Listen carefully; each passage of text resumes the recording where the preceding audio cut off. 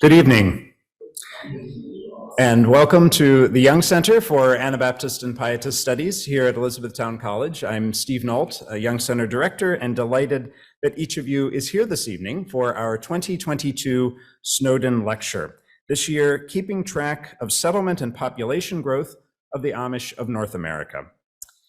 The Amish population is doubling about every 20 to 22 years, which is an amazing rate of growth for any group of people anywhere in the world. And tonight we'll be hearing about the reasons behind that growth and the implications socially, economically, and geographically as the Amish community spreads beyond its historic hearths in Pennsylvania, Ohio, and Indiana into southern, western, and New England regions of the United States, as well as Canadian provinces, both east and west of their historic locations in Ontario. Our guide on this journey of investigation is Dr. Joseph Donnemeyer of Ohio State University, who is our visiting Snowden Fellow here this fall. And before introducing Joe more completely, I want to acknowledge and thank Lucille Heisey Snowden, whose generosity has funded the Snowden Endowment and makes possible this fellowship each fall semester. We are indeed indebted to Lucille Snowden for making this event possible this evening. Dr. Joe Donnemeyer is Professor Emeritus in the School of Environmental and Natural Resources at The Ohio State University. Although a criminologist for most of his academic career in sociology, he also has a deep and continuing interest in Amish sociology and the social and economic and demographic changes that are part of Amish society across North America. Donnemeyer has published 2 books and numerous peer review book chapters and journal articles about the Amish, in addition to his many publications in the field of criminology. And he is the co-editor of the Journal of Plain Anabaptist Communities, which is part of the digital library through Ohio State University Libraries. Join me in welcoming Dr. Joe Donnemeyer.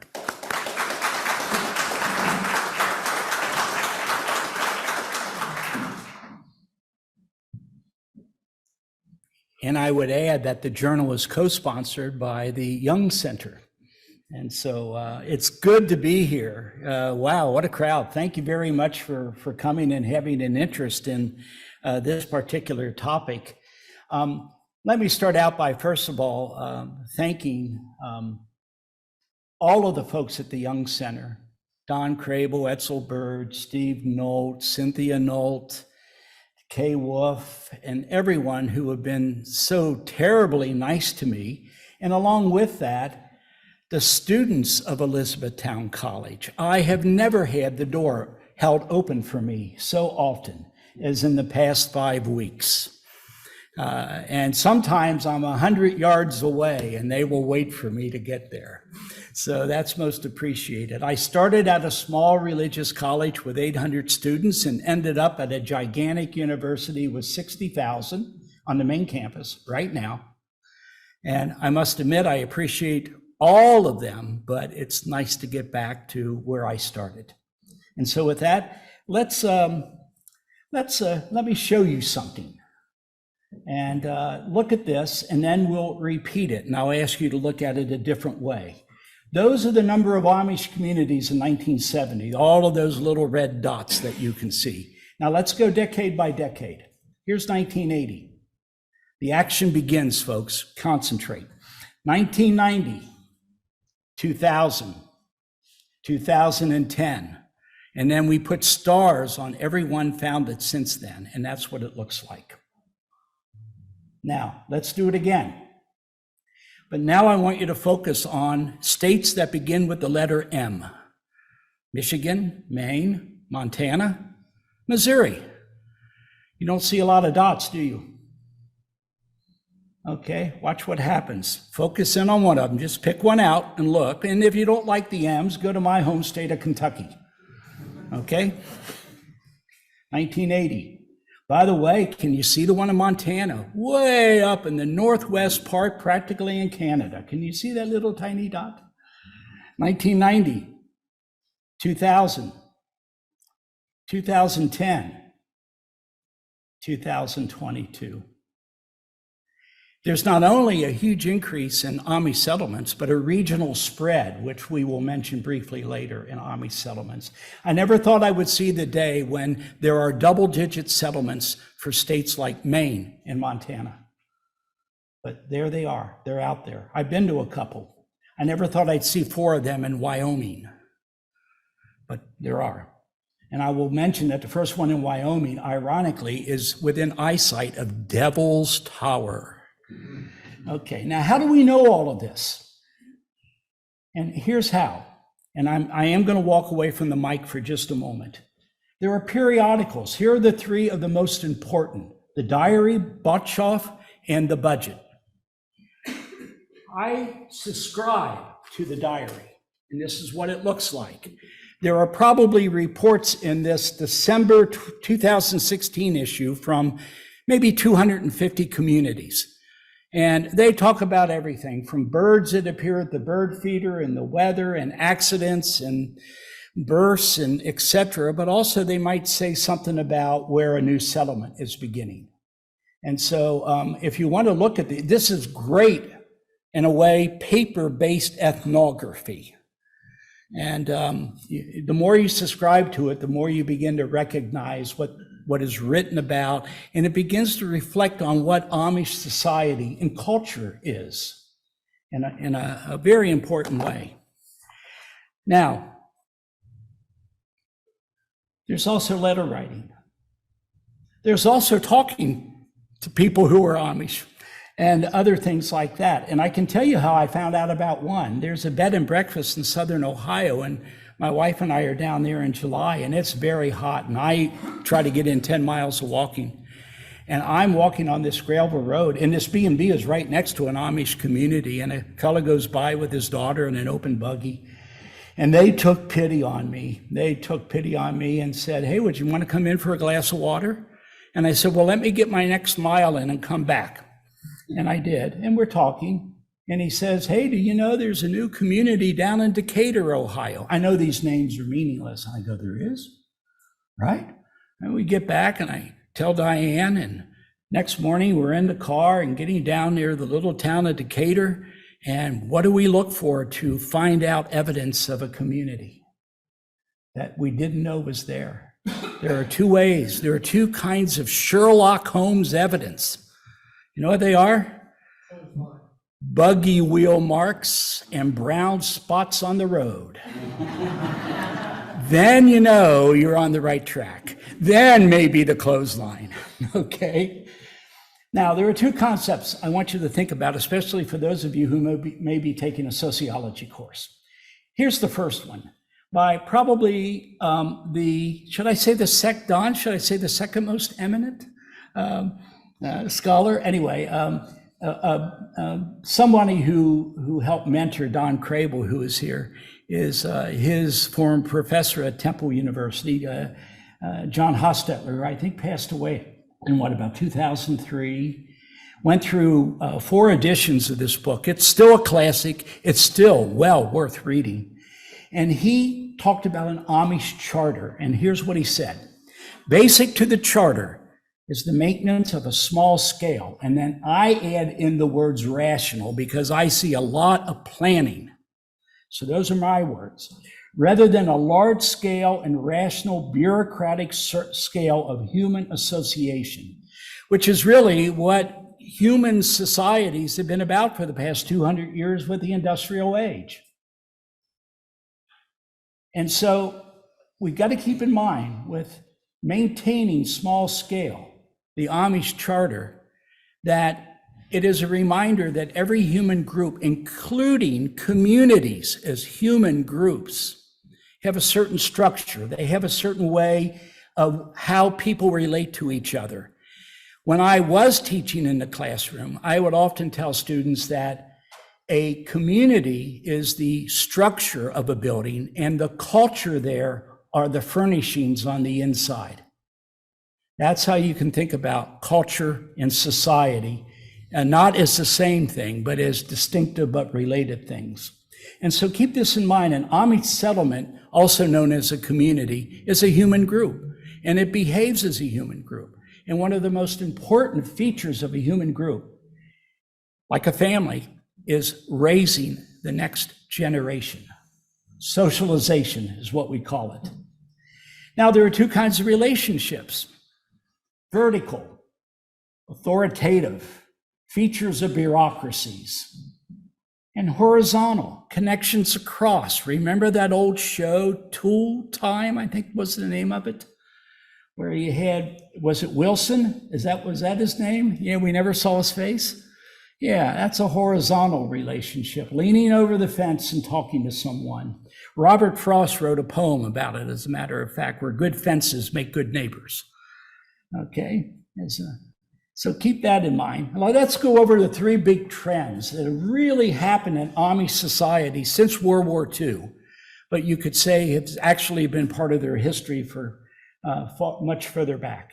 Here's the first one: a population boom created by very slow decline in the number of children, or fertility, and a much faster increase in the percent of daughters and sons who decide to be baptized Amish.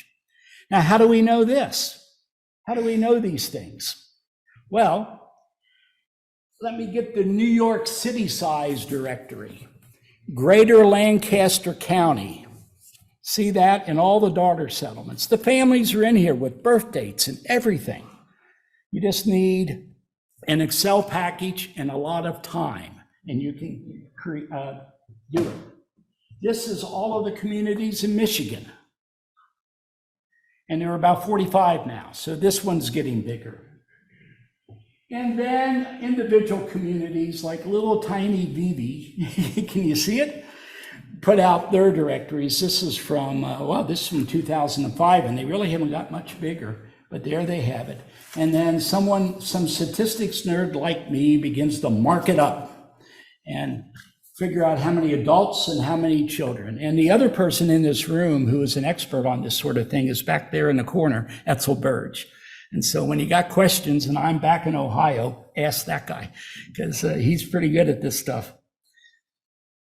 Now, let me give you an example. This is fertility from the Greater Lancaster County Directory of 2015.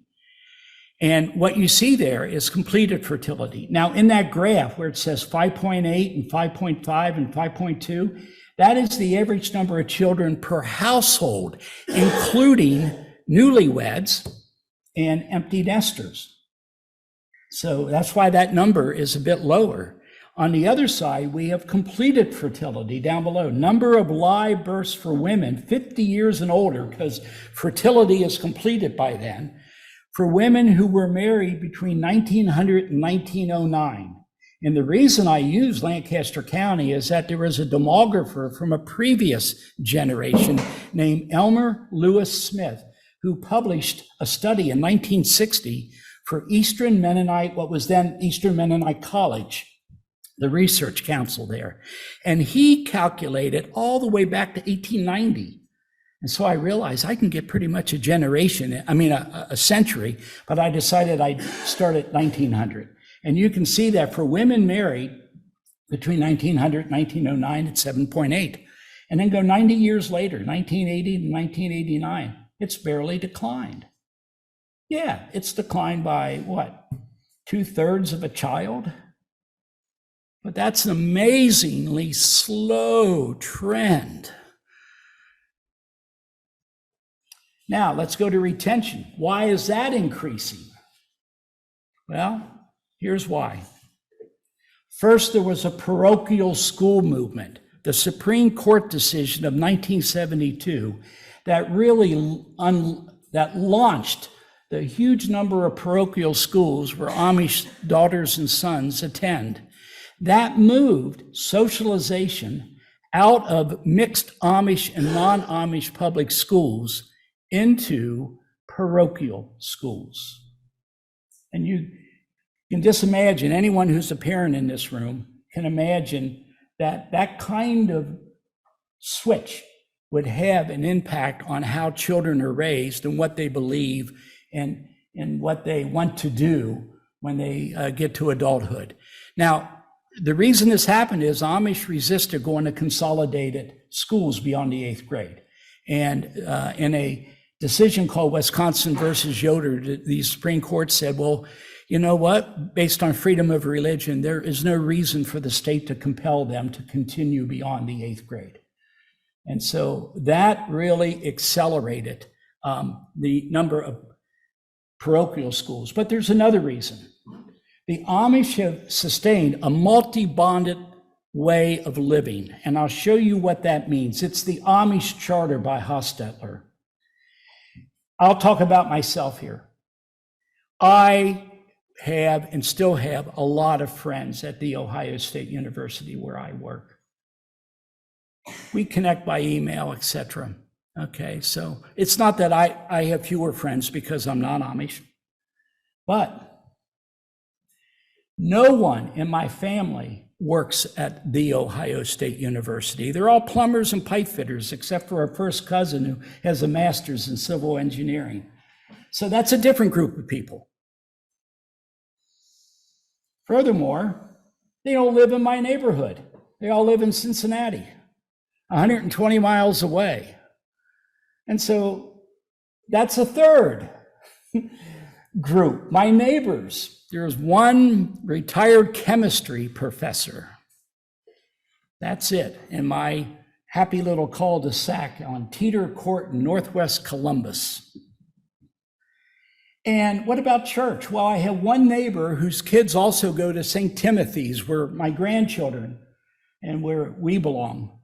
So that's another group. See, I'm bonded, but one at a time. And then, of course, we can throw in school and we can throw in sports. Now, what about an Amish lifestyle today? Multi-bonded.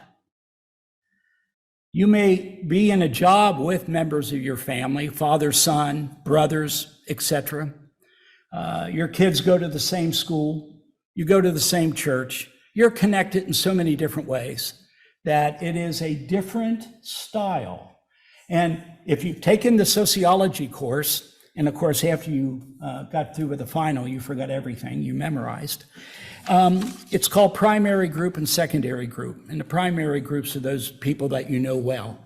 And then secondary groups are those that are task-oriented. You need something from them, such as somebody to cook the meals up at the fine marketplace here on campus.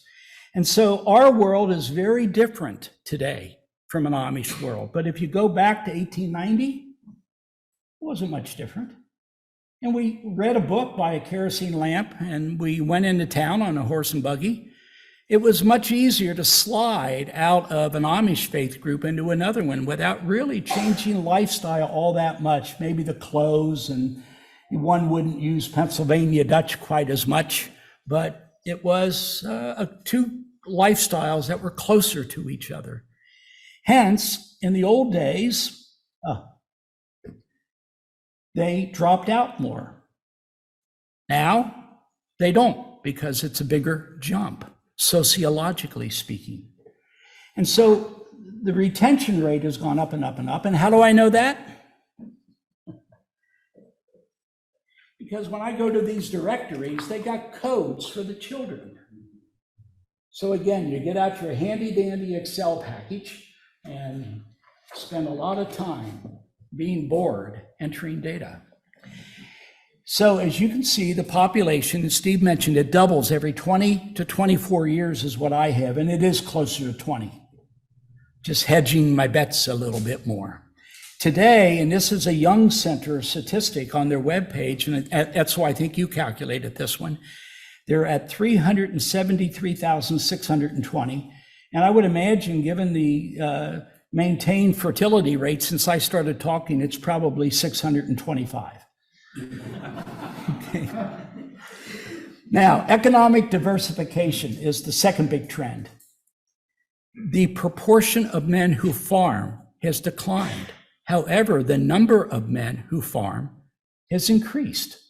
But the increase does not keep up with the population boom, so the percentage goes down.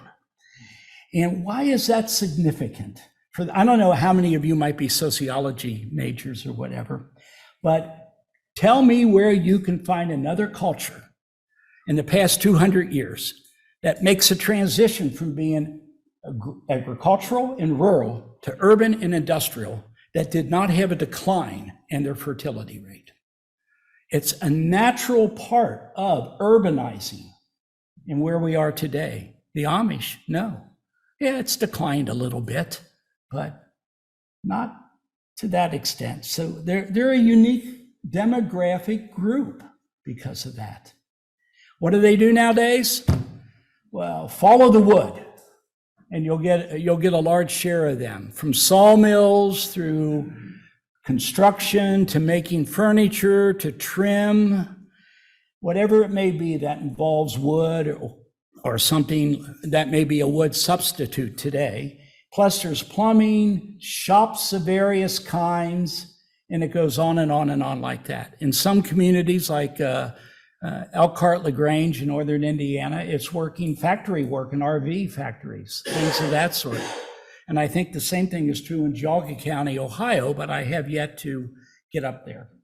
So economic diversification. Let me show you this by the fact that these books also have the occupation of the husband. So we get to count that up too. And here, oops, excuse me. Here's how it goes. This is Lancaster County. You can see the bars decline. The numbers aren't really important. Look at the bars declining. It's now at 34%. It was up to 70. That's the 2021 directory. So very recent. Go to Holmes County, the second largest community. And by the way, these population numbers also come from the Young Center webpage. It's all the way down to 11%. So what it tells you is no community, two communities are alike. Here are two gigantic communities, and one has a much lower percentage of men in farming.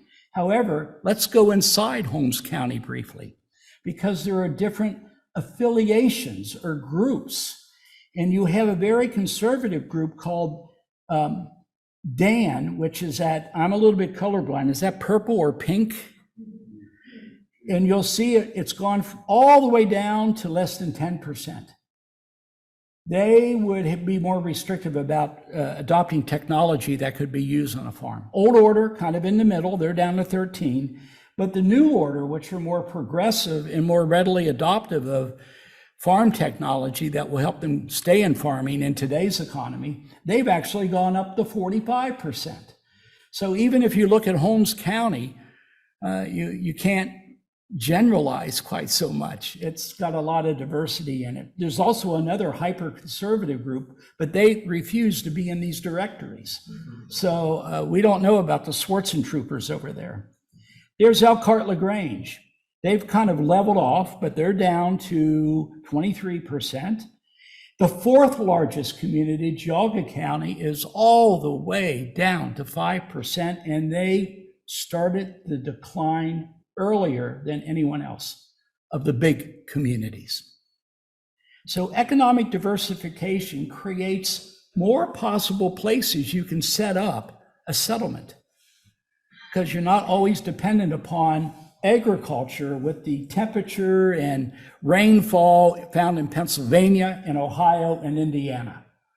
And so that's why those stars are out in Montana and Maine and every other place. So here's the third one. Growth of settlements accompanies the population boom. But first, let me define what a settlement is, because it's a little bit different from how you think of a community. You know, I grew up I live in Columbus, Ohio. That's a community. It has a jurisdiction. It has a legal boundary. It has a police department, a big one. We have 900,000 people in our city. And yeah, it's a typical community in that sense of a legal boundary. Amish don't have that legal boundary, but they do behave like a community. And so here's a settlement. This is from Don Crable, and I'm losing you, Don. I know you're out there someplace. Okay, there you are. And he defined it as a cluster of Amish families living in a common geographic area. Dave Luthi, another prominent person who used to follow and track communities, would define it as at least 3 families and able to hold a church service. Those two definitions, although they look different, are saying the same thing. And what they're saying is what I grew up on in sociology at University of Kentucky, which is I'm a community sociologist. It fits a classic definition of what a community is. A community is a geographic place, both the natural environment and the built environment, plus the patterns of interactions of people. And with those patterns comes listen to this fancy phrase, a normative structure, expectations for how we should behave based on our values. And so in a way, the formula is simple. Space versus patterns of interaction plus local culture creates a place. And so for Amish, if they're starting new settlements, they start at a space, a physical place, a physical location. They got to create place out of that. Now, as you might expect, the number of settlements and its doubling time looks like the population. We're up to 622, and I'll bet since I got here October 3rd, there's at least 2 more that have been created. I think Etzel, you estimate about 24 a year. That means 2 a month, and I've been here since October 3rd. Maybe there are 3 already. But in any case, it keeps going up and up and up as the population goes up and up and up. And that's why I wanted to show you those maps. There is now an Amish presence in 4 provinces and 33 states, altogether 429 of all U.S. counties. That includes the counties in the big cities. There are about 3,100 counties in the United States. And Amish are now present in 13% of them. And since the year 2000, the Amish have moved into 251 counties who now play host to the Amish, where the Amish have never gone before, to use a Star Trek analogy. They've never gone before. That's tremendous expansion. Colorado, Kansas, Montana, you just go down that list. And there are states that when I first started getting involved in this research, I never would have thought would have even those numbers. We have Amish now in Alabama, Idaho, Manitoba, and that's pretty recent. New Mexico, right on the border with Colorado, Prince Edward Island, Maritime Province, way out on the east side of Canada. In South Dakota, 2 in South Dakota, as a matter of fact. But yet, what we think of as the traditional geographic range of the Amish still holds. Those are the number of settlements in the various states. You can see Ohio, Pennsylvania, Wisconsin are in the 60s.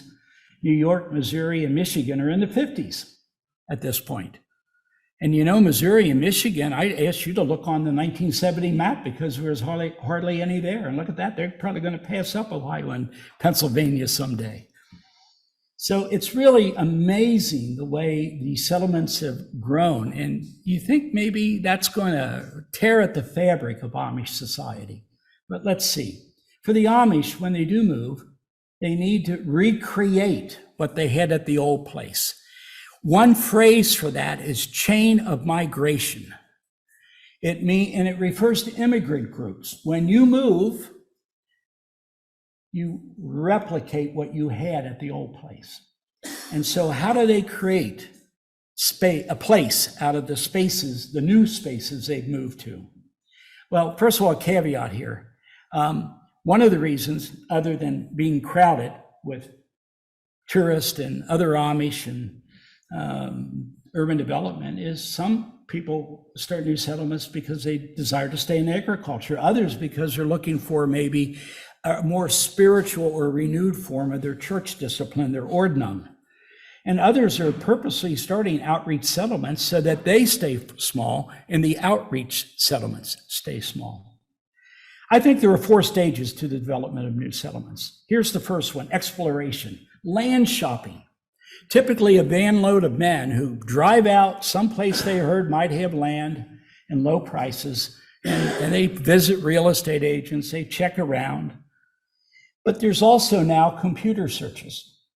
When I worked with Dave Luthi, we drove up to a small town in Ontario called Mossley. And we visited a conservative bishop and his son, who was a deacon. And they had over 100 pages of bar graphs and tables, all computerized, of soil and temperature and by month of the year. And I didn't ask, but they either have a computer with a generator hidden out in the barn, or they have a neighbor friend who did that for them. One of the two. And they were planning it out. So even if they're small scale, they were quite rational. This is a list from an Amish person in a more progressive New Order community in Bell Center, Ohio, which is on our western side of the state. And he made a list of all of the things they look for in a small town that's within a buggy ride of where they would locate. And he said post office, pharmacy, bank, dentist, healthcare center and/or doctor, grocery store, and a hardware or lumber yard. Hey, we got everything we need. Well, Bell Center had all of those at one time, but they've lost the doctor who retired. The dentist moved into a bigger city. The grocery store closed, and they're worried about the bank shutting its branch. And so now they got to get in a van and go into a county seat called Bell Fountain for a lot of what they do.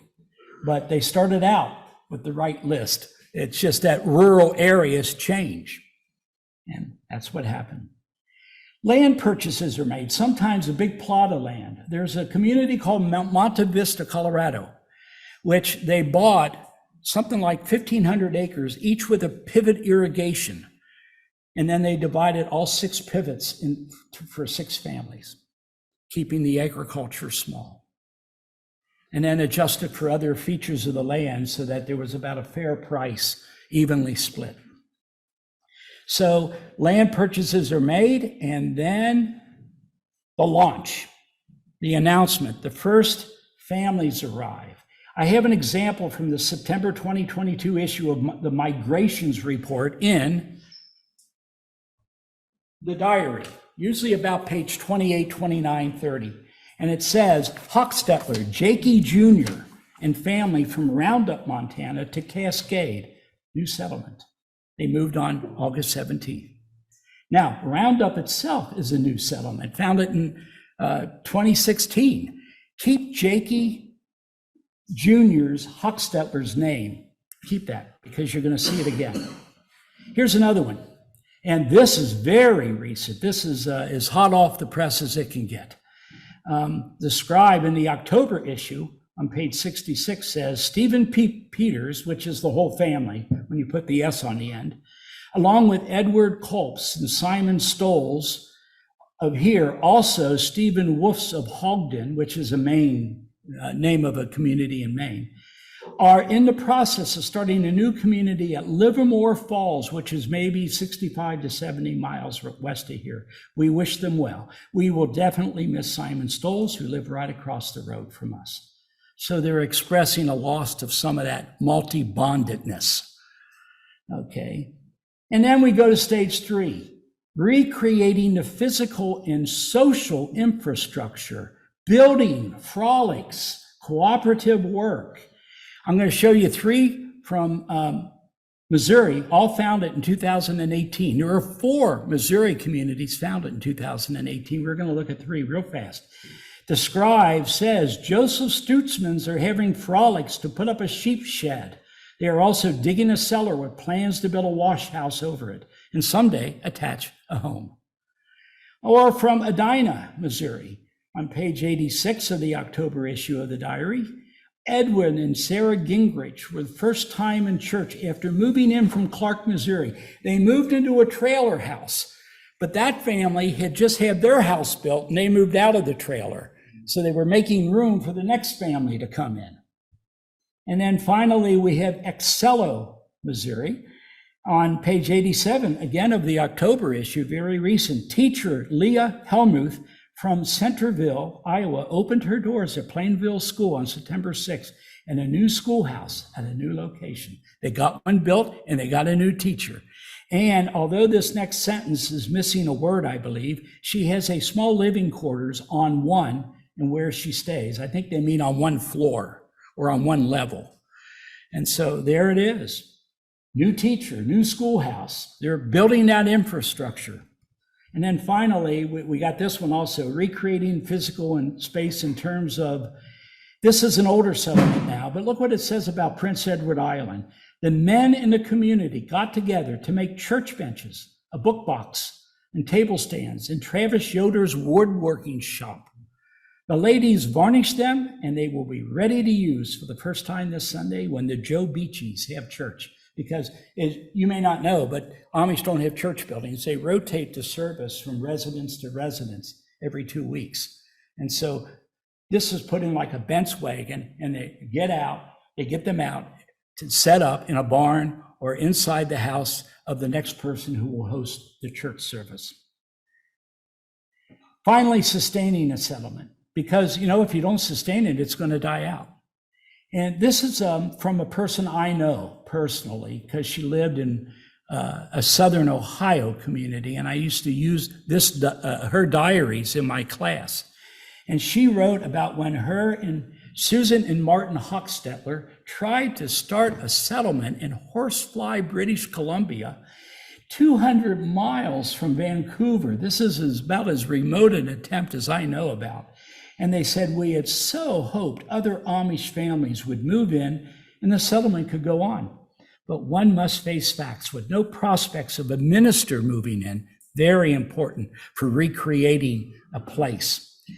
The future looked, and to continue, rather bleak. We wanted our son to be able to play among other Amish children. We wanted him to go to an Amish parochial school when he grew older. And so they sold the place, moved back to Ohio. Now they live in Colorado, by the way. They've moved quite a bit. Described from Roundup, Montana, because this involves visitors and events, says our church was on the 11th at Danny Slayball's, with visitors being Danny Mass from Lawrence, Pennsylvania, and guess who? Jakey Hochstetler from the new community in Cascade went back to his old community for a wedding. And so the movement is back and forth. And what happens? People talk, they compare notes, they reinforce their values, their practices. And you'll notice, for anyone who may be interested out there, this is a community with a lot of bachelors. Okay, now there are in the diary, in these things, a lot of announcements about the first time something happened, the first ordination, the first church service, the first members meeting to review the church discipline, the first wedding, the first funeral, the first baby born, and of course, the first school to be built and to open. And so all of these things become big community news and represent, we've turned this space into a place where we live called a settlement. So sustaining visitors and events, it goes the other, it's amazing how many people show up for weddings. Look at this. The wedding here from Nelson Kaufman and daughter Esther was on July 27th. There was a small bus and 2 or 3 van loads from Iowa of Nelson's family, 4 or 5 van loads from Ohio, and also some from New York. Aiden Mass came with my stepdad and mother, and Levi Mass from Ashland, Ohio, which was so precious that her family, the family of the scribe, showed up. But it goes the other way.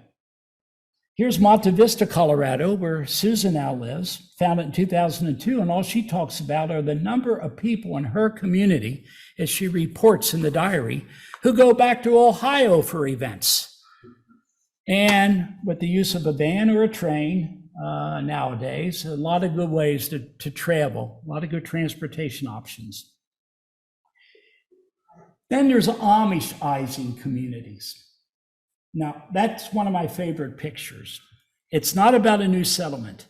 It's in Sugar Creek, Ohio, on the east side of the giant Holmes County community, where a smart McDonald's manager figured out that, you know what, I could get a lot of Amish customers if I lower the window for a horse and buggy, but also I have designated parking, along with the RVs and the 18-wheelers and everything else, because it is near an interstate.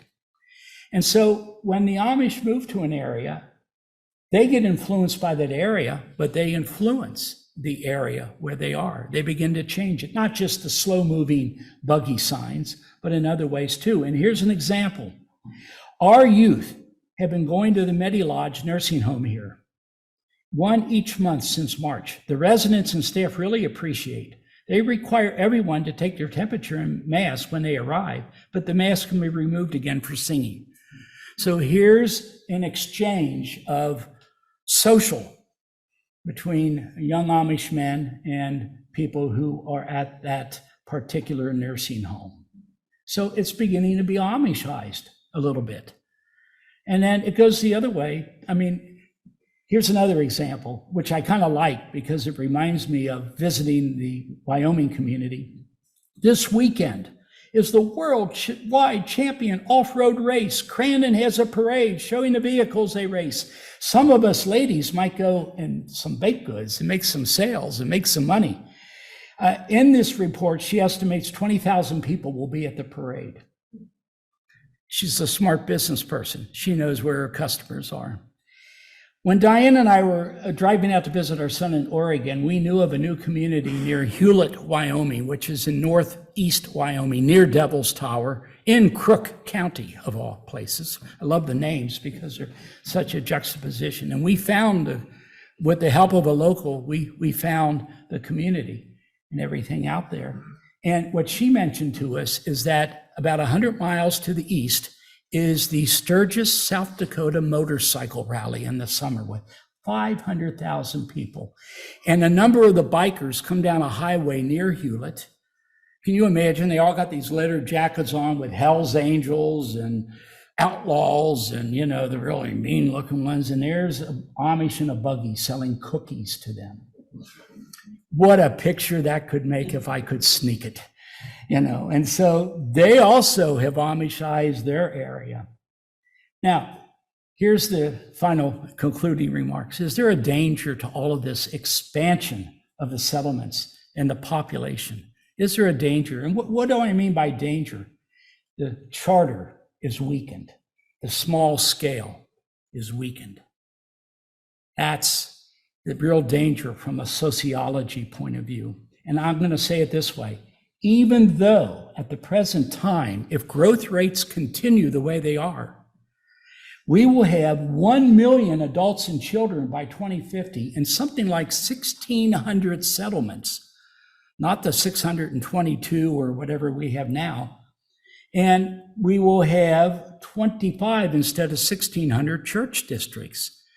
That's bigger and bigger scale, but will it affect the Amish charter? And here's what I would say. All of this change actually means continuity if there is no shift to a more hierarchical social organization, especially ecclesiastically in terms of church. And the relative autonomous decision-making that each church district makes today. There are no popes, cardinals, archbishops. There are just bishops for each church district. Second, church districts remain small, 15 to 35 families. Ministers selected by lot.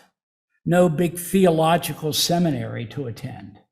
The distance between the ministers, the ordained men, and the rest of the congregation in terms of education, etc., is small.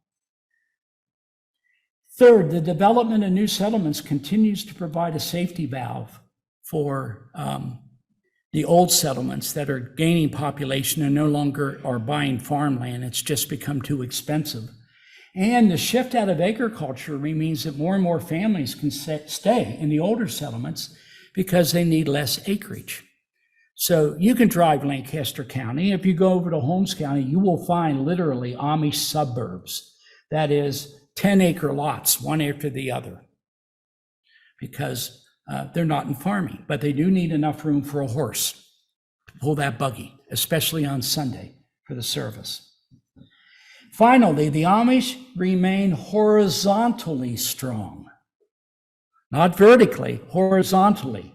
by visiting, information sharing, specialized meetings for everything. I just read about there's a single boys annual conference, twins, and on and on and on like that. The list would be too long to make of how historians, et cetera, get together to share information. And so as long as that visiting back and forth and that horizontal connection is there, even with a doubling of 20 years, the charter will be maintained. So the final slide. It is not likely, in my opinion, that the fundamental sociological and cultural features of the Amish, even as their population spreads all over North America, will change so long as the chain of migration is maintained. That is, the replication of a place at the new spaces. If it's maintained, it's multi-bonded, dense networks, both within individual communities and, of course, across the communities, with connections based on family and similar church disciplines and all of the other things that are part of an Amish identity. So it's amazing, all of this change, and sociologists like me love change, and I come to the conclusion that it doesn't mean that there's going to be structural change. It's simply more of the same. Time for questions. I'll stop talking. Yes, sir. I visited the Lahara, Colorado settlement, and it was actually hard to find Amish people because it didn't look like Lancashire Amish. Yes. But I'm very familiar with the geography of Colorado. And I know that Route 285 goes right down through Lahara and down into New Mexico. Yes. And when I look at where the settlements are or the settlement is in New Mexico, it looks like it's right on Route 285, like that was a migration all the way. path. Lahara, he mentioned Lahara, Colorado. It's in the southern part of Colorado between two mountain ranges. And what? High desert. High desert. And yeah, there are several communities there now in Custer County and other places that follow that route. And that new one in New Mexico, Ortez, is so close to the line with Colorado that we don't quite know what state to put it in. And but they're all connected, and they could easily rent a van and visit each other, a relatively short distance. It wouldn't surprise me if the people in New Mexico went to church in Lahara because it's that close. Well, you make a good point. Do the people in Lahara or in New Mexico go to church in Lahara? That is one way, as you're establishing a community that you can make it sustained, is that a small community of only 3, 4, 5 families can have a church service because the van load comes in for somewhere else, or they get in a van and go to that church service. And that one I did not mention, but you're absolutely right about that. They can, as they're forming, as during the formative stages, that's how it keeps going. By the way, we also study extinct communities. And about for every 7 founded, maybe 1 goes extinct. And the key is if they're no longer able to hold a church service. And that happened in Plain City, Ohio, a 100-plus-year-old community. Plain City used to be an independent rural town. It's now been gobbled up by Columbus, Ohio. And over time, as land prices went up and Amish moved out, it got to the point where there may be 2 older women left, but they're unable to hold a church service. And so it's kind of like what happened in Gettysburg back in the 70s. I would not be surprised. I don't know Gettysburg history, but yes, knowing how big this county is and counties surrounding, I would not be a bit surprised. And that's where that space and then humans do something in it. And it's so central to hold a church service for within an Amish culture that would work. Thank you very much for those questions. Others? Yes, sir. There was an essay recently in the New York Times about Amish beginning to vote. What are your thoughts about the impact of Amish beginning to vote In national elections.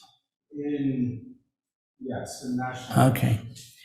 There is a bit more of that going on, but I still think it's very, very low. Now, Steve and Etzel and Don, you can chime in on this one, but the Amish are being more focusedly targeted by Republican parties in both Pennsylvania and Ohio. The votes get to be so close that that kind of compels target marketing.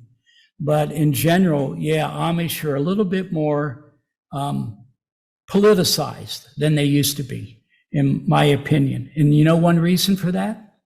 With all of this population growth and the reliance on vans, what are they listening to in the van? Radio. And so they're picking up more interest, and it may compel more voting. But I still believe it's quite small compared to voting rates for the general population. Is that a threat to the Amish community? I wouldn't say so. It doesn't affect their small scale organization. It just means that they are a little bit more involved in the mainstream. So no, not immediately. Perhaps if I could come back in 200 years, I might disagree with myself on that one. Yeah. Yes.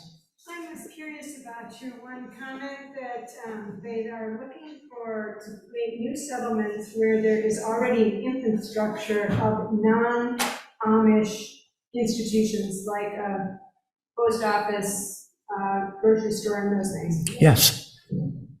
With the decline of rural structures, how does that work if they move to a place and then you lose your post office, that's the last one to go, I guess, especially around here. But you lose your doctor, you lose your dentist.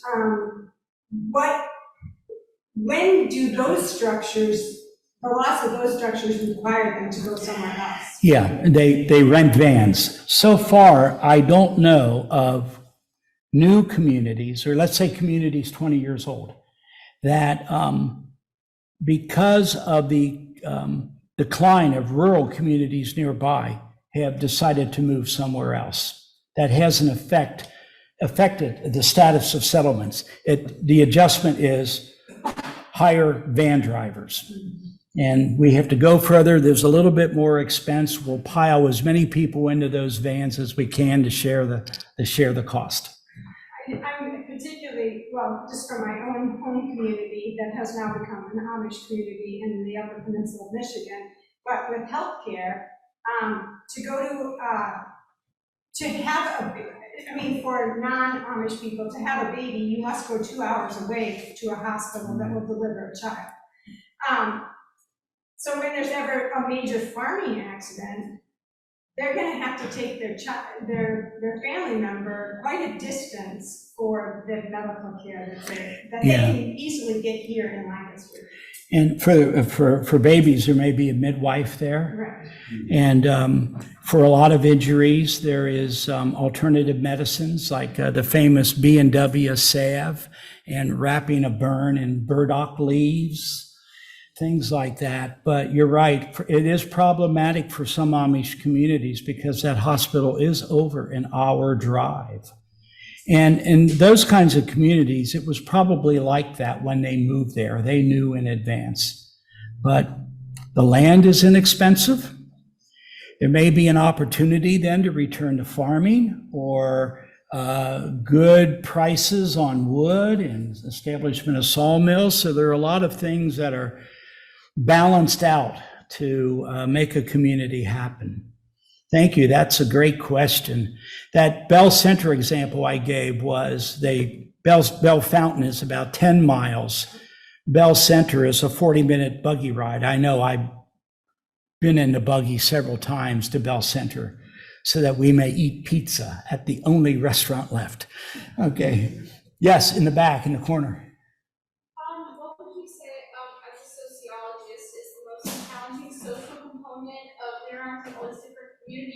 varying levels of like conservativeness or religiousness in terms of interacting with them and gathering data as a sociologist. What would you say is the most challenging component of that? The most challenging sociological component of a community? Just in terms of gathering the data, what's the biggest social barrier, would you say? Oh, it depends on what kind of data you're collecting. For instance, at the Young Center conference in June, Don, you talked about the interviews and what works when you are trying to talk and do an interview with an Amish person. And that takes practice and that takes nuance. Meanwhile, for the statistics nerd like me, I just need to buy a book and have an Excel program and then put up with small print. Okay, so, or a survey. If you try to do a survey, expect low return rates. But that happens across the board in sociology surveys nowadays. And so those kinds of data collection will have different challenges to them. And and really the biggest one would be what would be called the ethnographic interview. That is hard to do. It takes a lot of development of who you are, trust of who you are.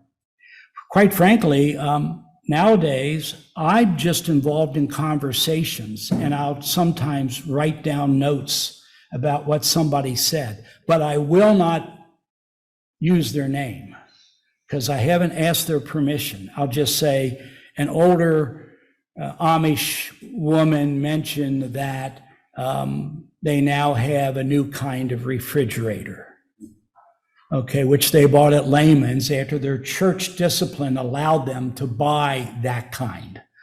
And so you have to be careful also about human subjects, and which is a very important ethical issue in universities today. I thought I saw a hand over this way. Yes, sir.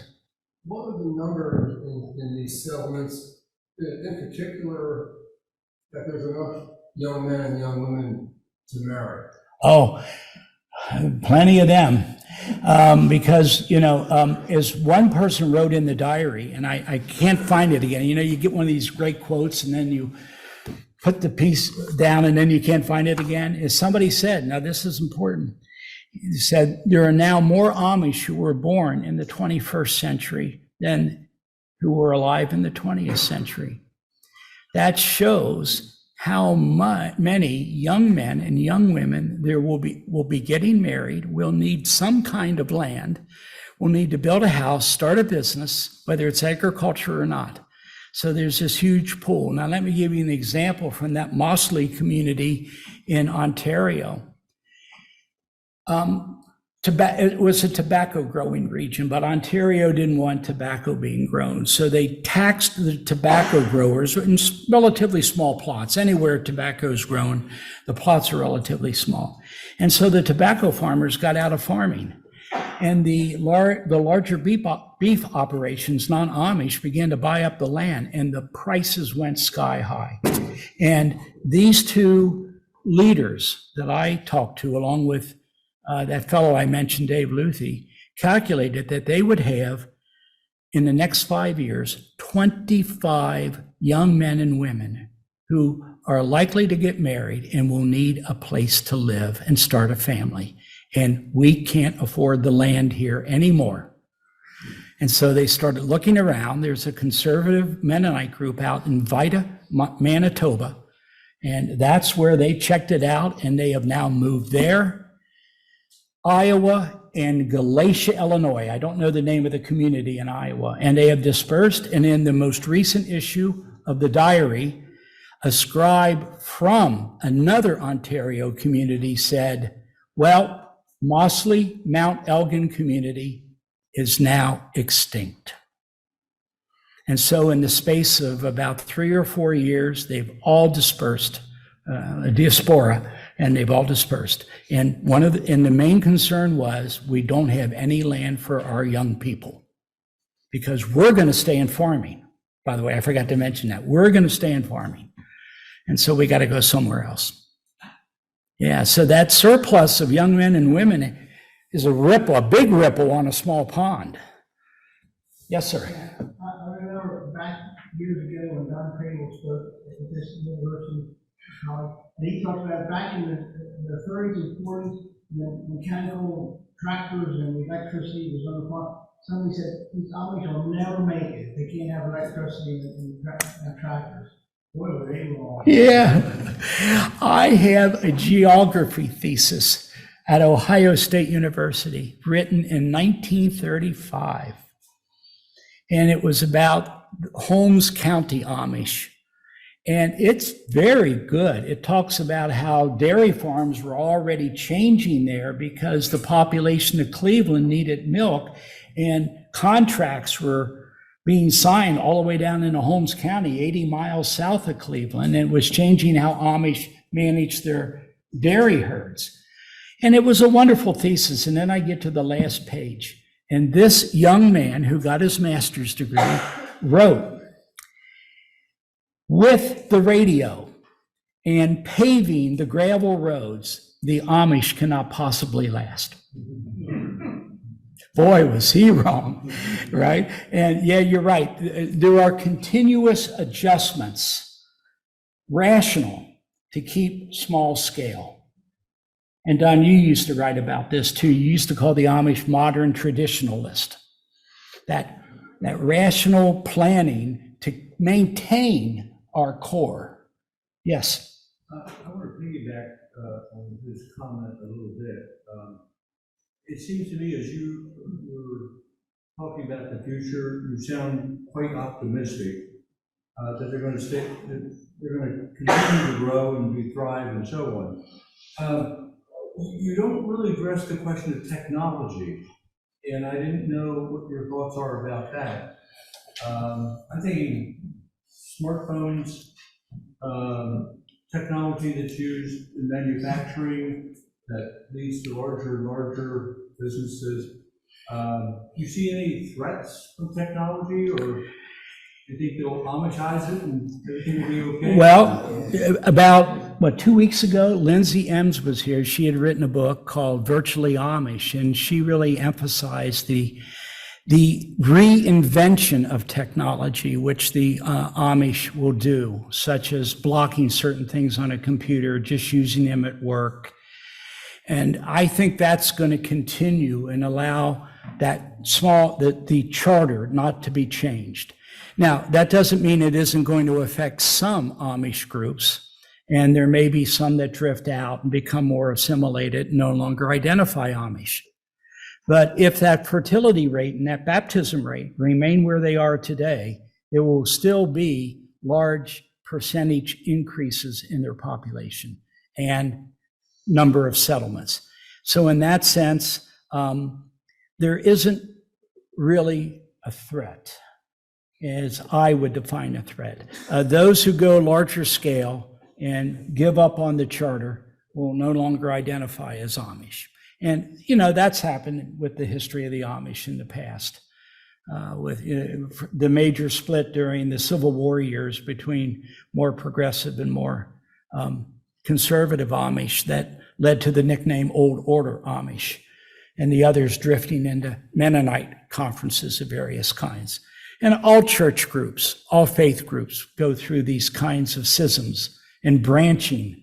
And I think sometimes it gets so small, instead of branching, we can call it twigging that happens. It seems to be the nature of belonging to a faith group and debating what your values and your beliefs are.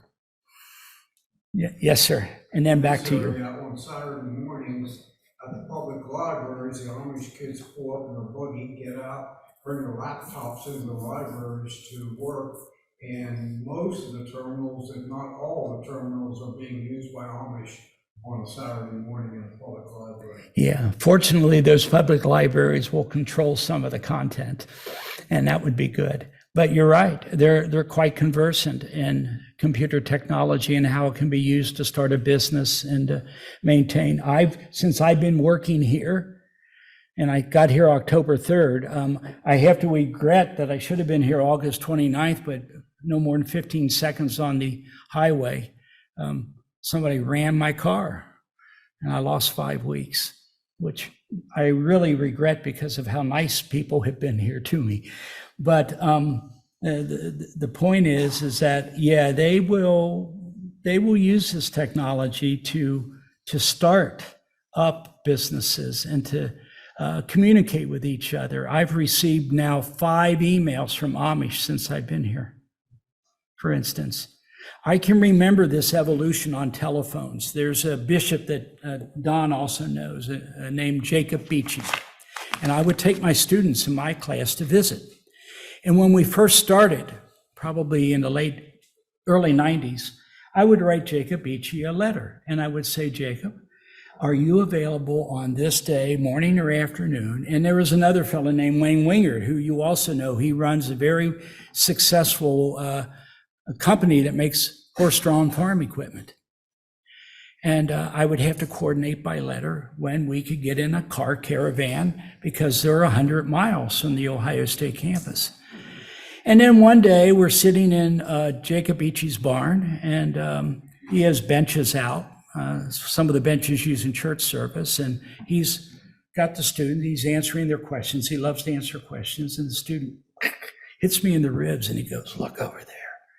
And there's a telephone in the barn. And then the next thing you know, it's in the house. And the next thing you know, my wife answers the phone and she's holding it as if it's not sanitized. And she goes, Jacob Beachy's calling you, like that.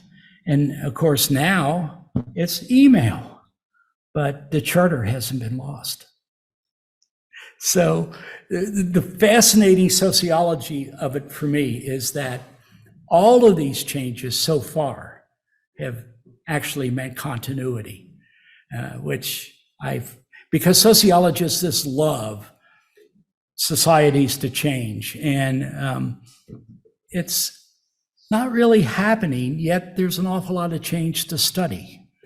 So, in case you want to get involved in research. Oh, by the way, I will mention this now to all of you students, is that I have large data sets. I've been collecting data now for a while.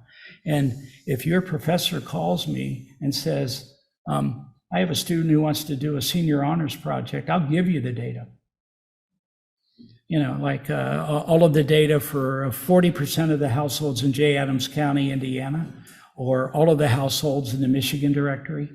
Now, you got to get on Excel and manipulate the data and do the calculations, but you get the data. You don't have to enter it. So, and I would do that if I was at Goshen, Worcester, any place. Use the data. I want to see it used. Okay. Now, I may not have answered the question that was being addressed, but we'll go back to you because you had one. As it relates to the relatively constant fertility, I expect that might be because of consistent views on birth control, family planning, but especially because of the trend towards urbanization, how do you think that plays into this relatively consistent fertility rate? Well, so far it hasn't really. Even non-farm families have fairly large families. Now, you can notice a statistical difference between the farm families and the non-farm families. So let's put it this way, and I don't have the exact numbers. A farm family might average 6 children, a non-farm family 5. That's still well above the national average, and is a remarkably large number of children. And then if 1 out of 5 decides not to be Amish, that means you got 2 parents creating for the next generation, 4 individuals. That's doubling time. So it's going to be there anyway. So far, technology and urbanization that is more crowded Amish communities has not had a gigantic effect, only a modest effect on family size. Do I need to, how are we doing on time? It's 8:09. Do we want to go about 3 or 4 more questions? Okay, we will. There was one back there, then we're going to go over to you. Okay, go ahead. So how do you track the growth of conservative groups like the sports improvers If you're not the director, do you try to check from code shop and budget and? Yeah, there are some things there, but it's a rougher way to track things. There is another publication once a year out of Baltic, Ohio, called Raber's Almanac, and they will list all of the, almost all, they're not perfect, church districts, including the Schwarzentroopers. There's also Schwarzentrooper communities, small, that show up in some of these directories. So basically, my method is that I calculate from them what the family size is. And then for the rest of the Schwarzentrooper communities, I apply that for the number of church districts. And it's not the best way, but it's almost the only way. And that gets me a reasonable estimate. And then, of course, Etzel also does estimates. And because we have slightly different ways of doing it, we kind of have high and low estimates that are normally within about 5 to 7% of each other. And I am really happy with that we're not very, very different, but just very modestly different. That means that we're probably both accurate to some degree. But frankly, we will never know exactly how many Amish there are, exactly how many settlements even, and exactly how many church districts. We'll never quite know, but we can get close. Yes, sir.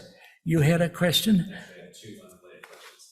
Okay, go ahead. I guess the easy one first, but let's see. Any notion that they will not reach the West Coast? They've actually have failed settlements that have been in Washington, Oregon, and California. But those were many decades ago, and probably at that time unrealistic locations and too far away from where the first families came from. In the case of one in Idaho, they're no longer Amish because they decided to adopt cars.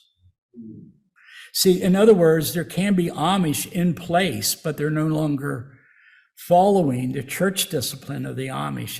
The name of the community, it's in the north, is called Bonners Ferry, Idaho. And so we only estimate the buggy driving groups. So once they decide to do that, they're basically saying, we're not old order Amish.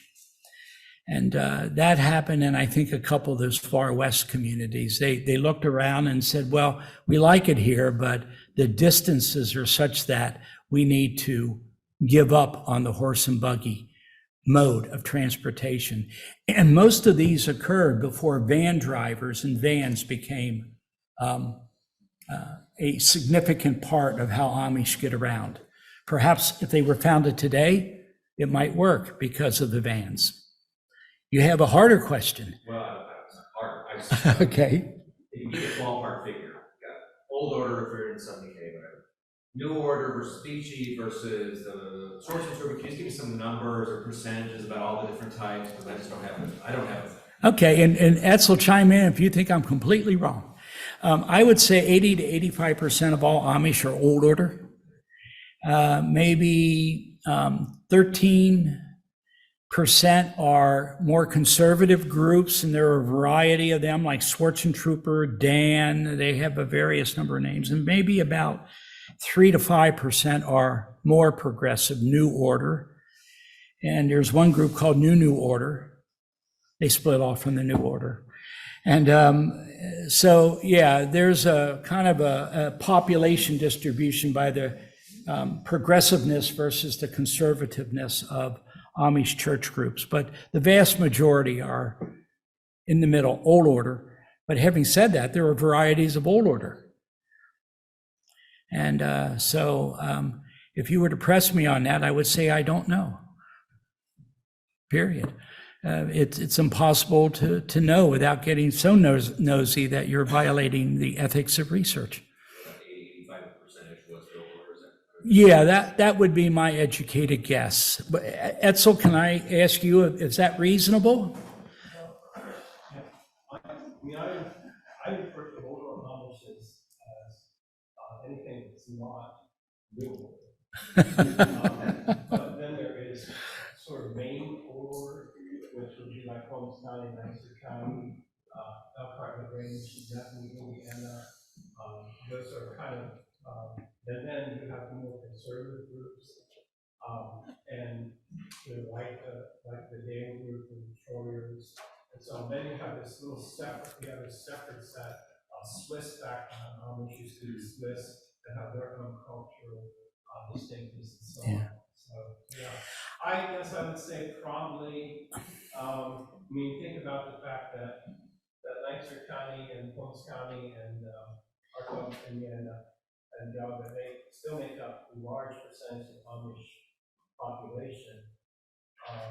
Yeah, something maybe I should figure that out someday. In case the microphone didn't pick all of that up, what Etzel was saying is he's naming a large variety of groups that get a nickname as they have a dialogue about who they are and whether we should be in fellowship with each other. And so it emerges that there are groups that are, I use Old Order as kind of a run-of-the-mill Amish. And he would say anything that isn't progressive is Old Order. So we have slightly different definitions, but I think what we're saying is that, we're saying that the large share is still that mainstream group. Now, I can tell that Steve Knoll is on my left. I got good peripheral vision. And so if we have one short question, I will hold him off. I can't hold you off. So, by the way, thank you for the excellence of your question.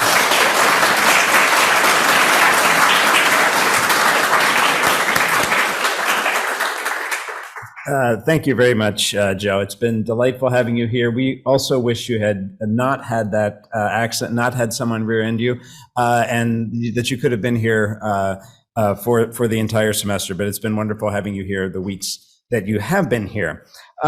We need to wrap our time this evening, but while everyone's still here, before we conclude, I want to highlight our next Young Center event, which is 4 days from now on Monday, November 14th. Join us here again at 7 p.m. as we hear from Nigerian scholar and Brethren pastor, Dr. Dauda Gava. He will be here speaking on peacemaking beyond the boundary, lessons from the Church of the Brethren in Nigeria.